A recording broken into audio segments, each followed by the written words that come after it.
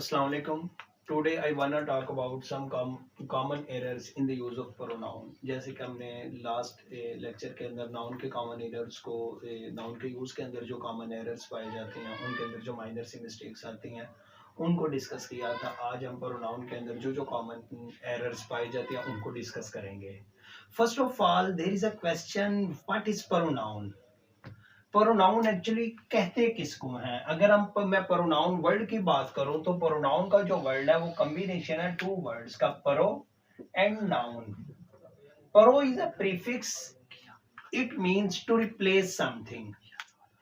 A noun, a word which is used instead of noun is called pronoun. A word which replaces to a noun is called pronoun. So pronoun की जो definition है वो इस word के अंदर ही शामिल है कि pronoun जो है का जो prefix है pro means to replace something, the thing which is used instead of something. Pronoun means a word which is used instead of noun is called pronoun. So अब हम sentences को शुरू करते हैं। First sentence हमारे पास है, she invited my sister and I. अब she invited, she is a subject in this sentence, invited is a verb in this sentence, my sister is an object, and जो है वो conjunction है। उसके बाद conjunction के बाद जो आई आ रहा है that is also an object। तो object के लिए pronoun की objective case आएगी, ना कि subjective case। The accurate sentence will be she invited my sister and me, not I। Second sentence हमारे पास, his manners are like his father. जो कि कंपैरिजन के लिए जरूरी है कि कंपैरिजन जो है वो दो मुनासिब चीजों के दरमियान हो। अब हिज मैनर्स, उसके अखलाक, आर लाइक हिज फादर, उसके बाप की तरह है। तो अखलाक का जो ताल्लुक है, मैनर्स का जो ताल्लुक है वो बाप के साथ नहीं है, बाप के मैनर्स के साथ है। तो इसलिए जब कंपैरिजन आ जाए दो ऐसी चीजों के दरमियान आ जाए जो मुनासिब नहीं हो, या दो लिविंग की क्वालिटीज के दरमियान कंपैरिजन आ जाए, तो अगर सिंगुलर हो तो लाइक के बाद डेट ऑफ लगाना है, प्लूरल हो तो दोज ऑफ लगाना है। चूंकि मैनर्स प्लूरल है तो इसलिए हम कहेंगे his manners are like those of his father.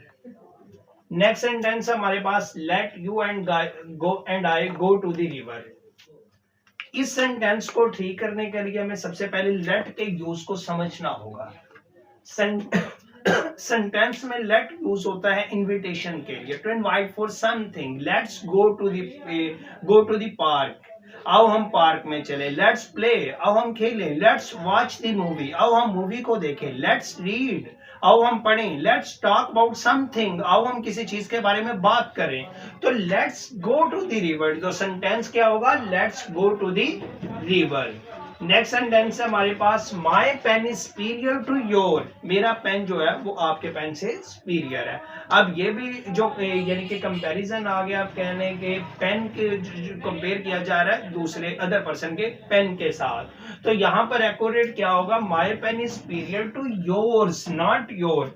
अब योर और योर के अंदर क्या फर्क है? सिमिलरली वही फर्क है जो हर और हर्स के अंदर फर्क है, जो देयर और देयर्स के अंदर फर्क है, जो माई और माइन के अंदर फर्क है। प्रोनाउन की यानी कि एक और लेक्चर में रिकॉर्ड करवाऊंगा जो प्रोनाउन के टेबल के ऊपर होगा, जिसके अंदर हम यानी कि डिटेल्ड डिफरेंस पढ़ेंगे। योर और योर्स के अंदर क्या फर्क है, माई और माइन के अंदर क्या फर्क है, आर और आर्स के अंदर क्या फर्क है। तो यहाँ पर जो योर जो है वो एडजेक्टिव के तौर पर भी आ जाता है, योर्स जो है वो एक्चुअली प्रोनाउन है। My pen is superior to yours, मेरा पेन आपके।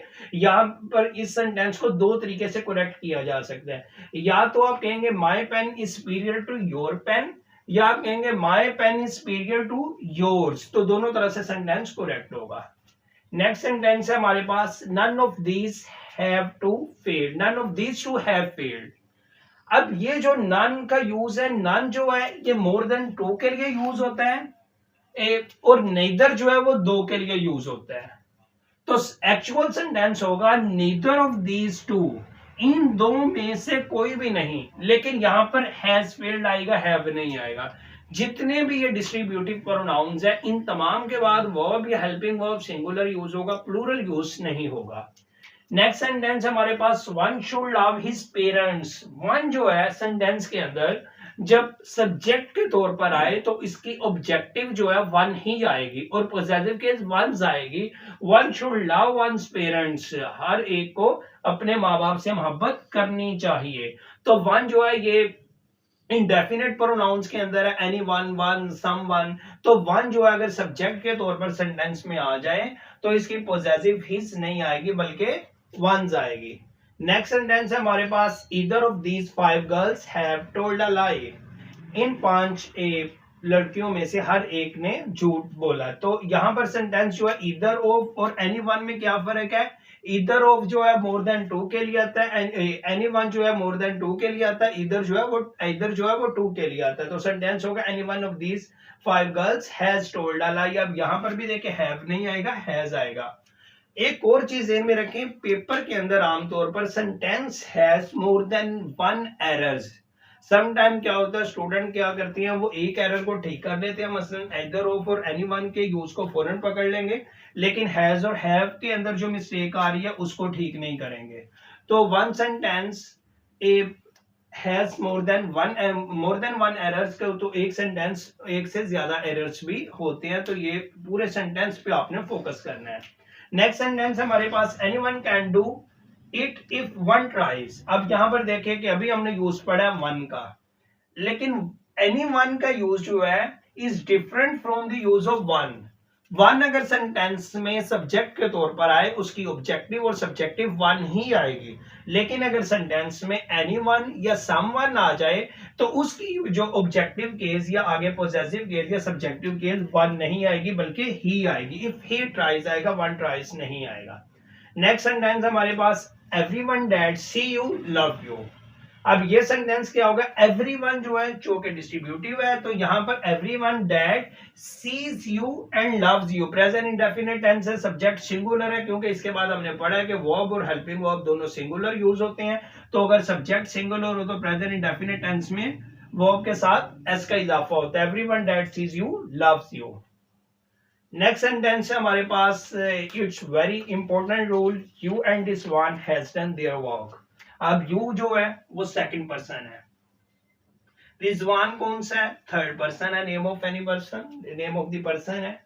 अब you and Rizwan, number one क्या है कि ये सब्जेक्ट सिंगुलर है या प्लूरल है।